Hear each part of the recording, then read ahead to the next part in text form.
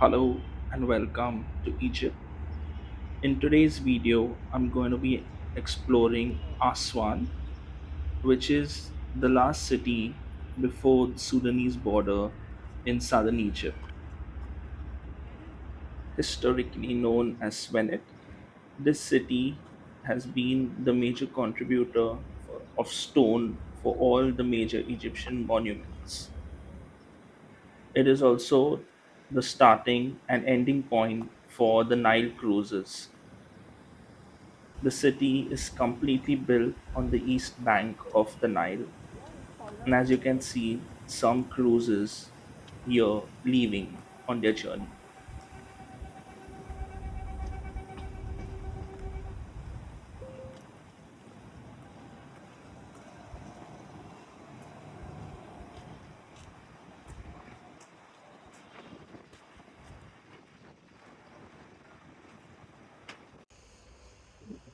So we're here at the Corniche. You can see the cruises just leaving here on the night. Just walk down the Corniche. All the cruises over here lined up and ready to go.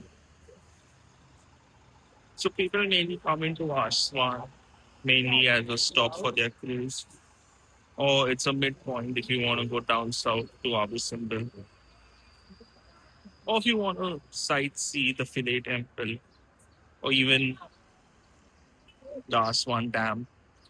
This is a stop. You do not have many tourists over here. You can see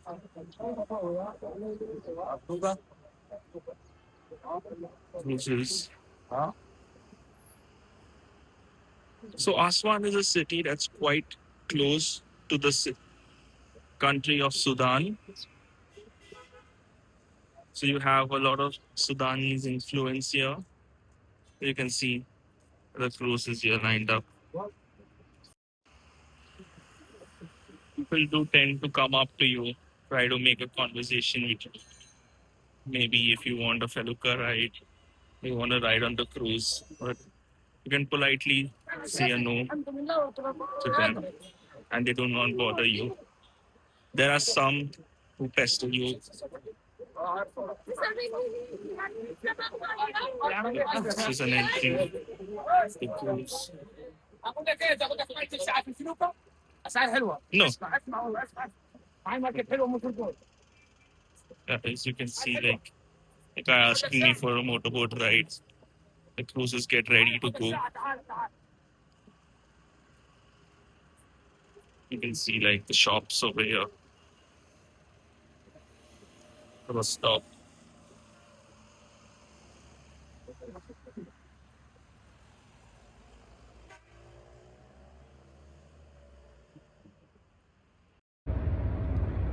So back in my hotel, you can see the sunset right now with the cruises, and you have the feluccas out on the Nile. Really makes a great scene.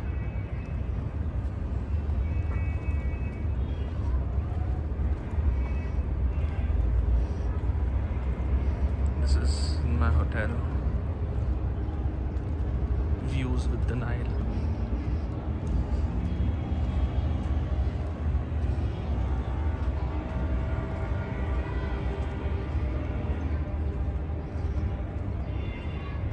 Just have some feluccas over here parked.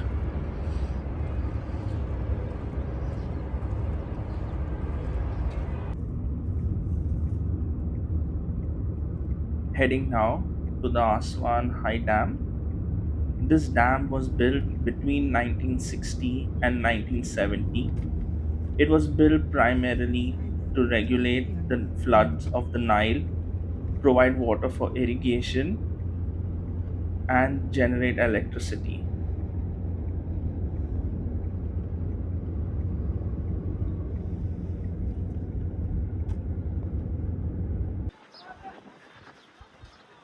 It's interesting to note that the Nile flows northward, and here we are looking at the north direction of the dam. The north side houses 12 generators that supply electricity.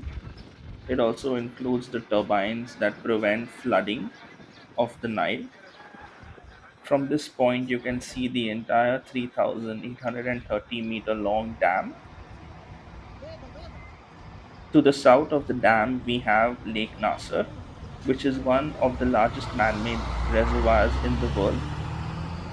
This lake displaced a lot of Nubian people who were the locals over here.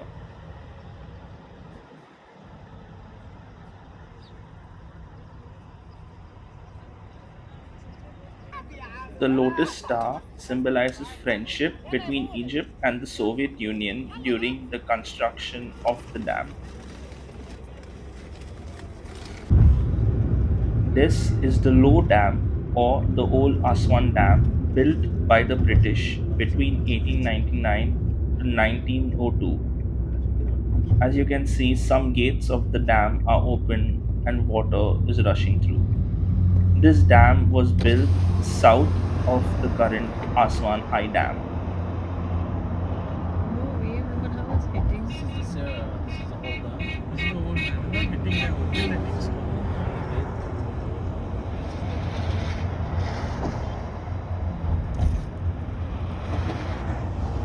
You see?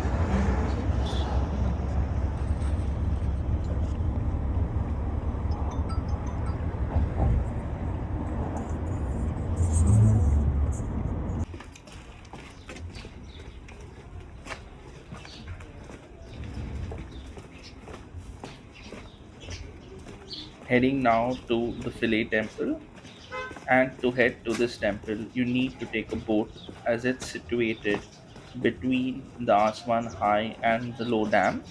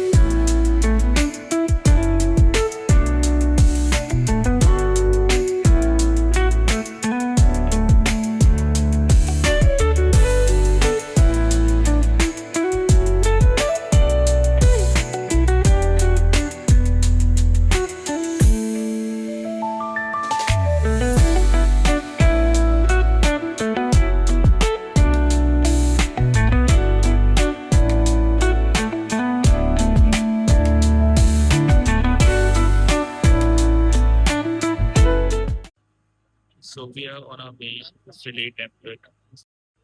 So the Philae Temple, after the creation of the High Dam in the 1960s, had to be moved to its new location where we are going right now. So you need to take a boat because the Lake Nasser has been created and that had flooded the old location. That's why it's moved to a higher point. So as you can see over there in the distance, we have the old dam that's now called the Aswan Dam, right? So this artificial lake.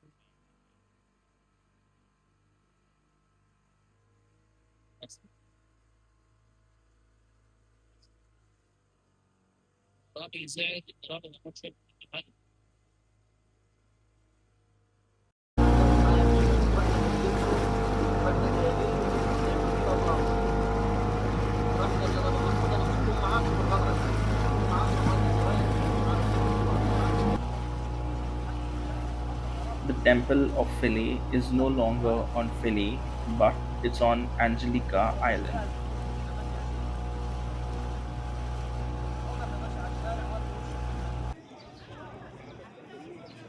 The temple was dedicated to Isis, known as the goddess of the moon, and for her magic and healing of the sick.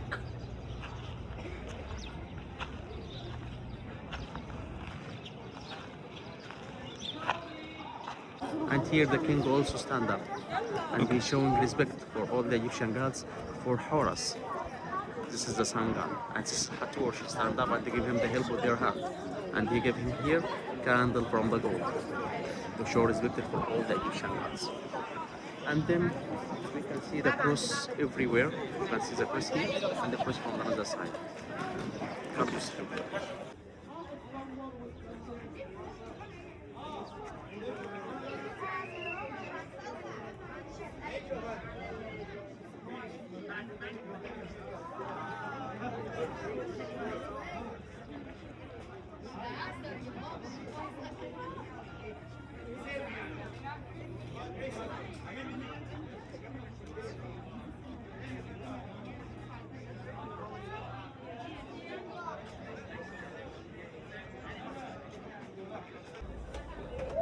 This temple holds a secret.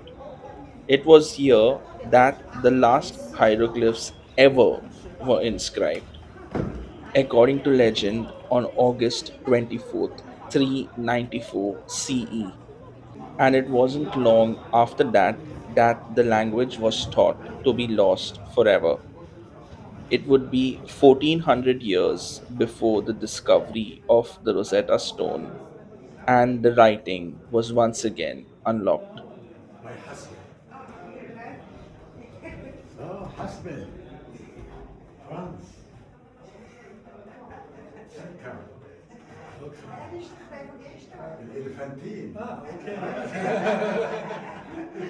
Scar. Yes.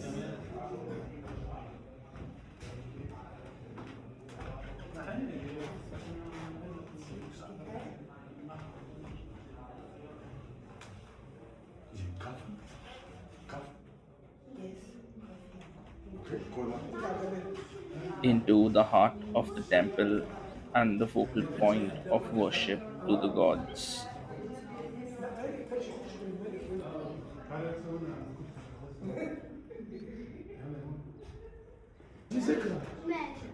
The patterns on the walls seem to get greater in intricacy the deeper we go into the temple, highlighting the life of the king.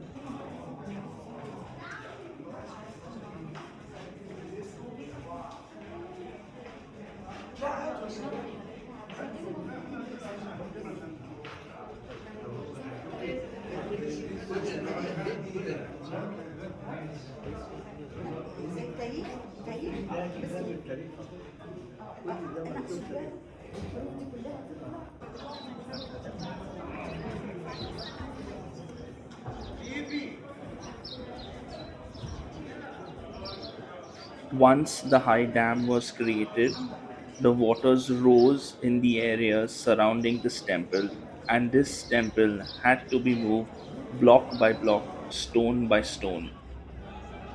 Thanks to a massive effort from UNESCO, this temple was moved between 1972 and 1980, stone by stone. The story of saving temples post the creation of the High Dam is a famous one, and 17 temples, including churches, had to be moved. The current location sits 20 meters higher than its original spot.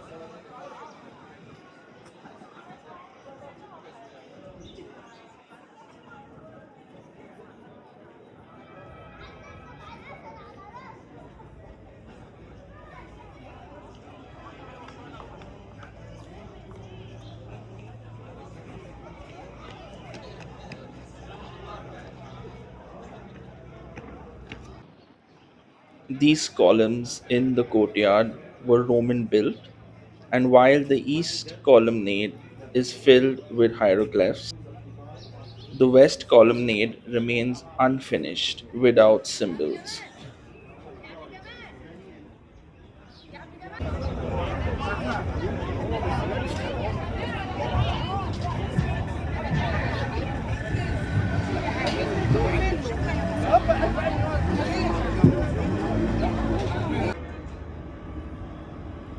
That marks the end of my Aswan trip. I will be heading tomorrow down to Abu Simbel and the temple of Ramses the Great. Stay tuned for the next video and do continue to support the channel.